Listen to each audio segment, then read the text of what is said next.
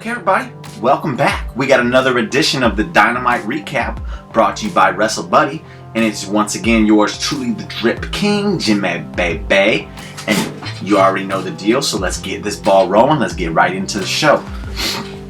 One thing I really enjoy about these Dynamite episodes is I always know to expect the first 30 minutes to be just fantastic, action-packed, a lot of stuff happening, and I'm never going to be disappointed. Maybe not never, but I'm hardly disappointed from what I've seen. The first 30 minutes, fantastic stuff. This week's no different. We're in Long Island. We're in the home of MJF. How's the show start off? With MJF's music. Okay, that makes sense. Behold the horses. Alright? Because out comes CM Punk.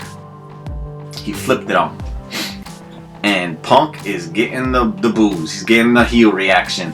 And it's awesome to see. Because I, for one, am waiting for a heel Punk to return to the wrestling world. Because that's where he's best. But we just get a glimpse of it here. And it's good stuff. At one point he takes off his jacket and he reveals the 4 Pillar shirt. Except for guess who's gone? MJF. And Britt Baker's in his spot. And it's good stuff. Just good stuff.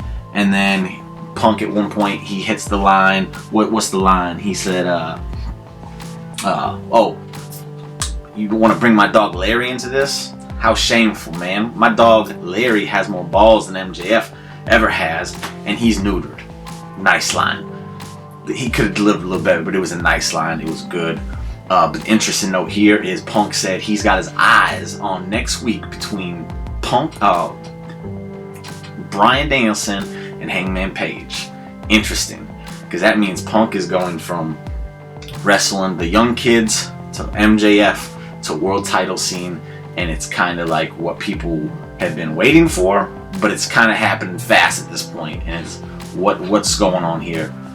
He says MJF's probably looking the same thing, and they'll fight, and I think it was insinuating that those two are going to end up having a match, and the winner gets the title match. I'm not 100% sure. I might have missed that, but that's what they seem to be going with it. It also seems like they just took the rankings, threw them out the window. Don't even worry about them anymore.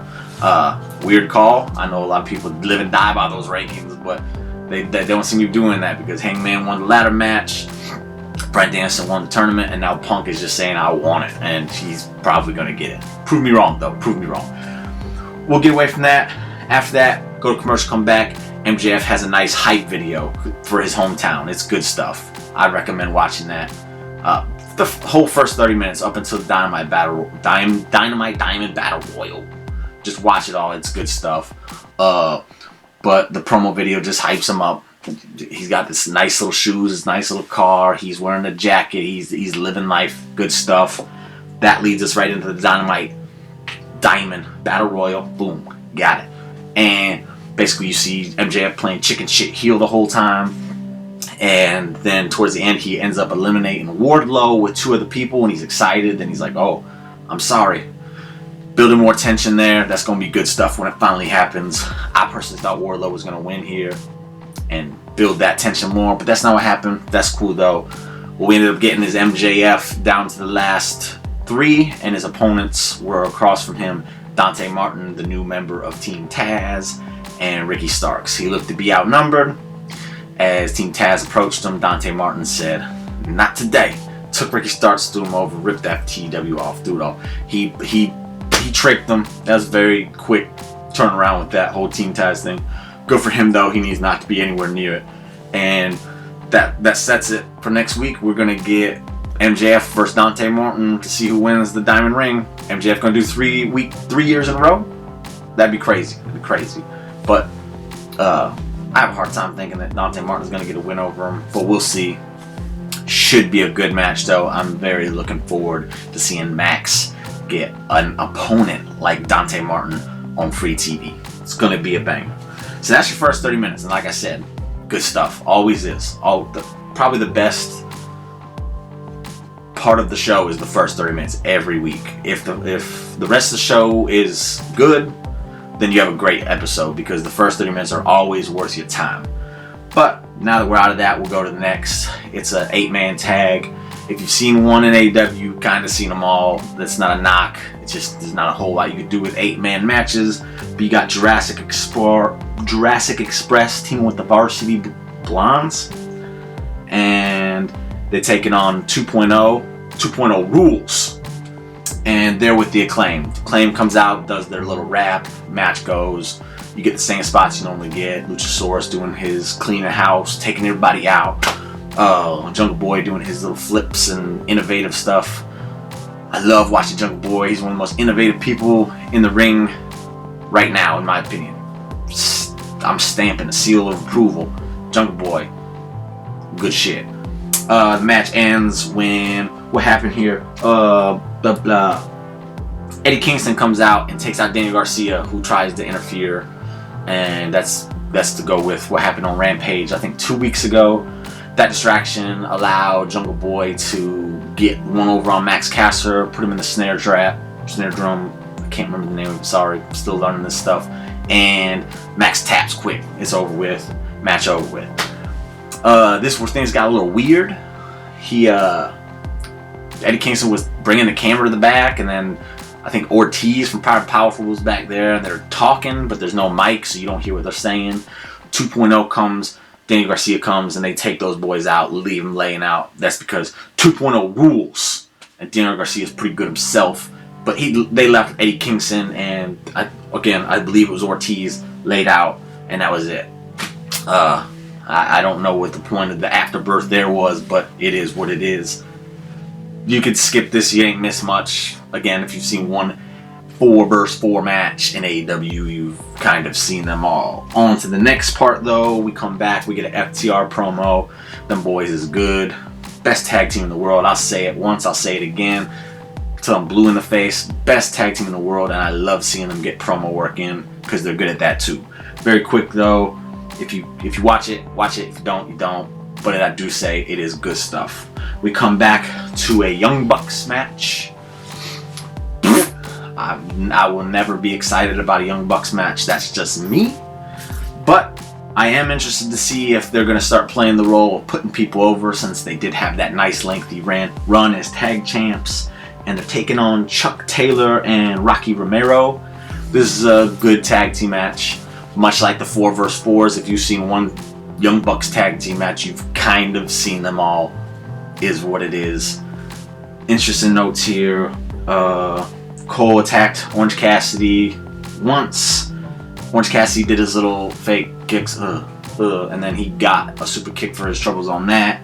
All hell breaks loose. They really had me thinking Rocky Romero was going to pin one of the Jackson boys at one point. Didn't happen though, unfortunately, and the Young Bucks came away with the victory here. Again, if you like Young Bucks matches, you should watch it. If you like tag team matches in AEW, you should watch it, because it's the typical one. It's entertaining to a lot of people, just not my cup of tea.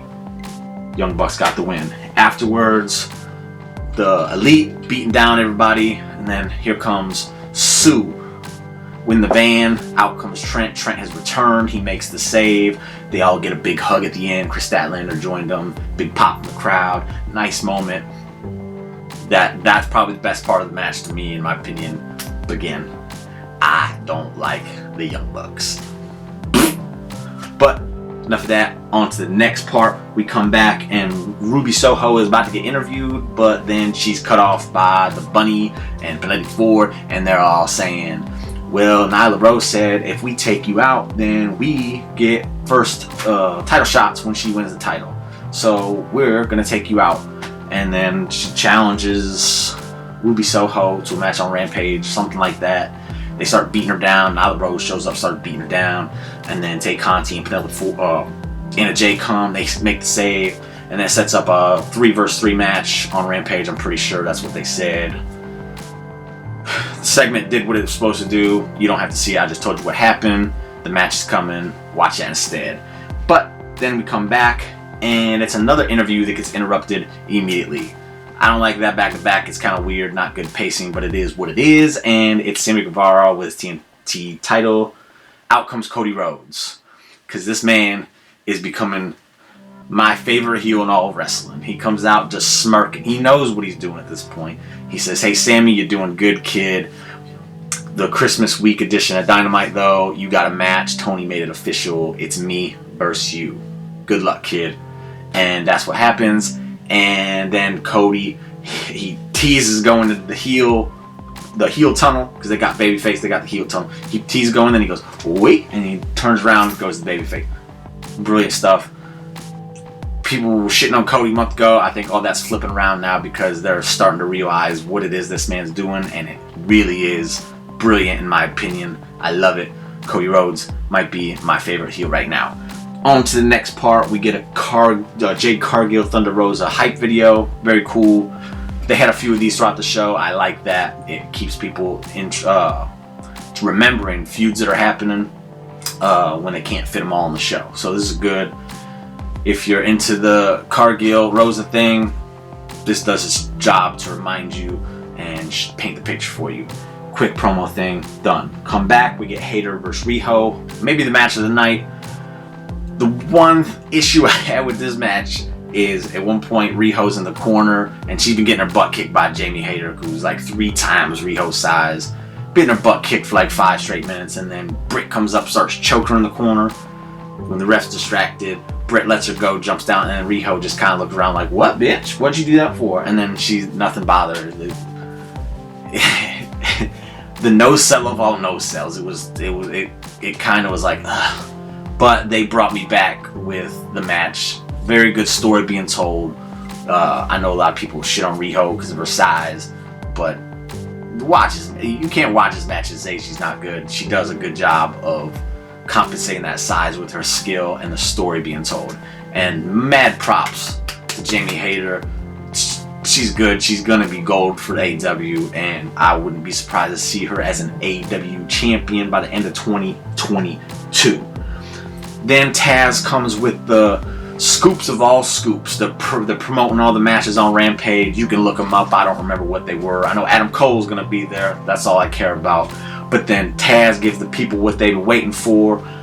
He is sending Hook to take on Fuego del Sol on Rampage. So you know, all you little Hook fans out there that have been just dying to see this boy, he's on Friday night. So them ratings better be spiking up from all you little fans out there who've been waiting for this moment. He should have no problem taking out Fuego del Sol. But that's a little tidbit. We come back, and then we get another hype video. This time it's Serena Deeb and Hikaru Shida. Very good hype video. I'm very excited about this because Shida's good, but Deeb is a beast. I hope she gets the win here. Deeb needs to be pushed. I think she can make pretty much anybody in the women's division look better when she's in the ring. She is gold. So yeah, the hype video is good. Match should be good. Can't wait. After that, we get the Varsity Blondes. They're getting interviewed, and you guessed it, before the interview even gets going, they're interrupted. Lights go out, lights come on. There's Malachi Black. What's he doing? He's spitting in Julia Hart's face. Lights go out, lights go on. He's gone. The Varsity Blondes are losing their minds. Somebody save her. Just wipe her eyes out and she's fine. This sickens me, man, because Malachi Black should be such a badass. And now he's attacking a little cheerleader girl and Brian Pillman Jr. Man, come on, this ain't it for Malachi. He truly is better than this. He had the best debut in all AEW, and now this is what you're doing with him. But that's the way she goes. And yeah. After that, we come back and it's main event time, and I'm pumped for this because Bryan Danielson is on a whole nother level right now with his heel work. It's fantastic. It's beautiful. I love it. And he's taking on my boy John Silver, the most underrated man in all of wrestling right now. And he's getting a main event spot in his hometown. We know what it's for. Bryan Danielson does get the win. It is a very entertaining match, though. It's very fun. And again, John Silver is so underrated. He puts on they're not great matches, they're fun matches. When you watch it, you're just enjoying what you're watching. Bryan Danielson, he ends up winning when he hits the Suzuki pile driver, I think is what they said. Sorry, I don't really listen to commentary. It's probably my biggest problem with the whole Dynamite show in general. But it is what it is. He hits the pile driver. Silver's out. He's out cold. That doesn't stop Bryan Danielson from putting on a submission to do more damage.